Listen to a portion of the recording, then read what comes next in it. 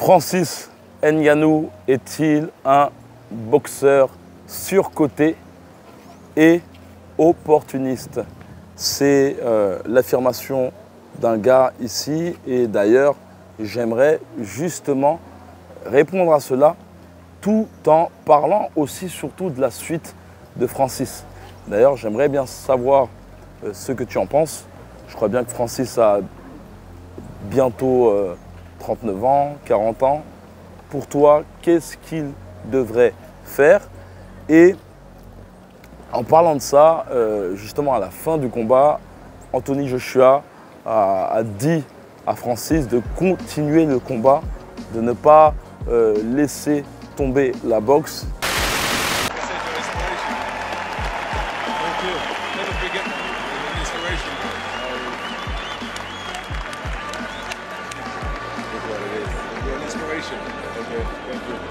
Beat a lot of people. Don't leave boxing. No, I will not. Don't leave. Do it. Don't leave boxing, you know. If you need anything, let me know. But we'll speak another time. C'est très intéressant d'ailleurs. Joshua, après ce combat, après avoir mis KO Francis Ngannou, semblait pas forcément enthousiaste de sa victoire. It's not that satisfying. It is what it is. Honestly, I don't look at it anyway. My life don't really change after that type of stuff. Do you know what I've noticed with you lot? You realise how much your life changes when you lose. When you win, it's just on to the next. So it is what it is, isn't it? D'ailleurs, j'étais très surpris de voir juste avant son combat les pattes d'ours qu'il faisait avec son entraîneur et cette simple combinaison de coups qu'il a ensuite appliqué sur Francis et qui a fait mouche à chaque fois. Et ça dénote quelque chose au niveau de la technique de Francis Ngannou qui est certainement, potentiellement une difficulté justement à avoir une garde solide. On pourrait faire la comparaison avec les guerres qu'a pu faire Mr. Anthony Joshua avec Dana White. C'est des grosses guerres que même Dana White a pu faire avec avec Derek Chisora. Est-ce que justement Francis Ngannou pourrait justement entamer des guerres de la sorte? J'ai cette impression, en tout cas c'est juste une impression, que Francis est un boxeur qui adore justement boxer, ce qui est très paradoxal. C'est un boxeur très lourd, mais je suis toujours impressionné de sa capacité justement à avoir une sorte de souplesse dans son déplacement, changement de garde, un peu un style amateur. Quand je dis amateur, c'est ce côté un peu aérien et c'est très surprenant pour un poids lourd. Mais j'ai cette impression, malgré le fait que c'est un très bon combattant, en MMA, il a fait ses preuves, mais j'ai cette impression que faire une guerre serrée au corps à corps est une chose plus ardue. J'aimerais bien avoir ton avis, mais il en reste que lors des premières minutes de cette confrontation avec Joshua, j'étais un peu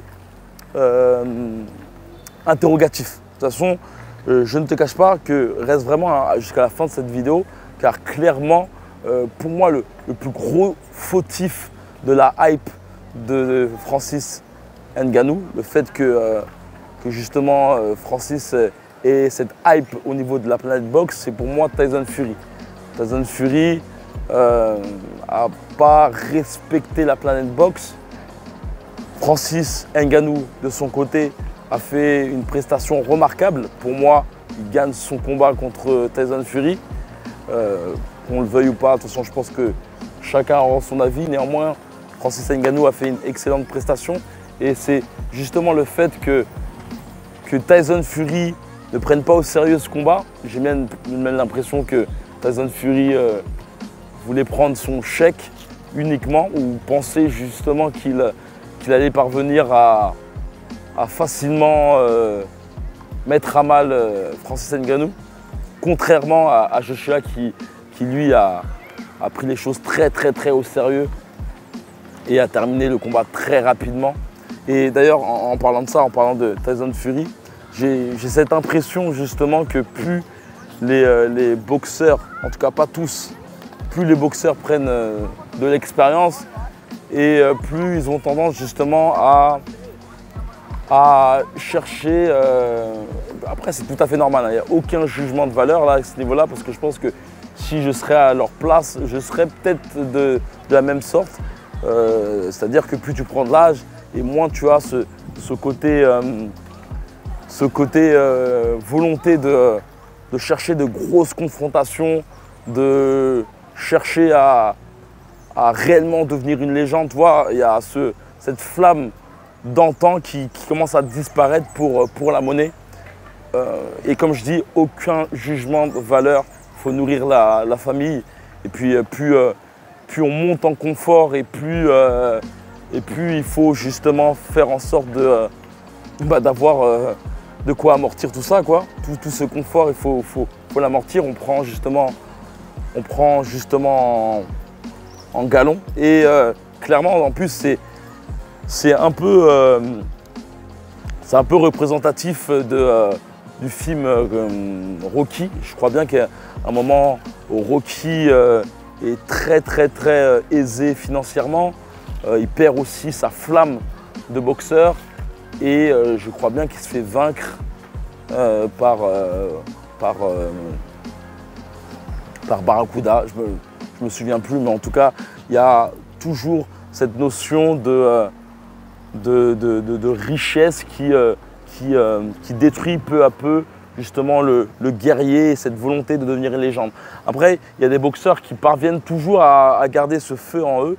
Des boxeurs comme Canelo, même si c'est un bon stratège, un bon politicien en choisissant ses adversaires et certainement les ratios de poids, c'est tout de même un gars très respectable à ce niveau-là. Mais... You're never gonna get that fight, man. You're a horrible fighter. Horrible fighter. Horrible fighter. Quieres dinero, lo que quieres, dile, you want money, dile. No, okay, next question. Just payday, payday. You want payday. I know that. Je pense que c'est une notion récurrente en boxe. Lorsque l'on commence à avoir un certain prestige, un certain galon et aussi une certaine bourse, on peut avoir cette tendance justement à avoir l'âme du guerrier qui s'éteint et surtout dans notre ère, chercher uniquement l'argent et puis le côté défi. Chacun voit midi à sa porte, mais en tout cas c'est ma façon de voir la boxe. Par exemple, Tyson qui se confronte à Jack Paul, c'est vraiment quelque chose qui est pour moi très détestable, mais je ne connais pas sa situation financière. Ça se trouve que c'est Jack Paul qui l'aide à pouvoir renflouer ses caisses. Comme je dis, il faut nourrir la famille. Tu ne peux pas te permettre de juger les gens en sachant que tu ne connais pas leur vie. Et ça se trouve que toi, dans la même situation, tu pourrais faire un jackpot. Par exemple, ici au Brésil, il y a eu une confrontation entre un influenceur et un boxeur connu. Le boxeur était un ex-champion du monde, Popo. Je pense que c'est certainement le seul champion du monde brésilien. Et il faisait face à un influenceur. Les deux sont fait v'là d'argent. En somme, le combat a terminé peut-être 30 secondes, 1 minute. Et il y a un mème qui est célèbre chez les Brésiliens où tu vois les deux rigoler après le combat.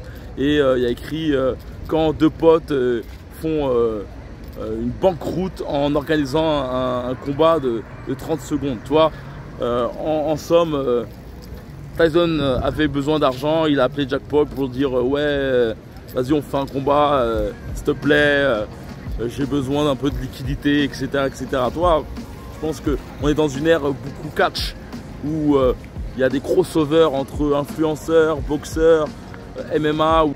Personnellement, je ne suis pas fan, j'aimerais bien avoir ton avis.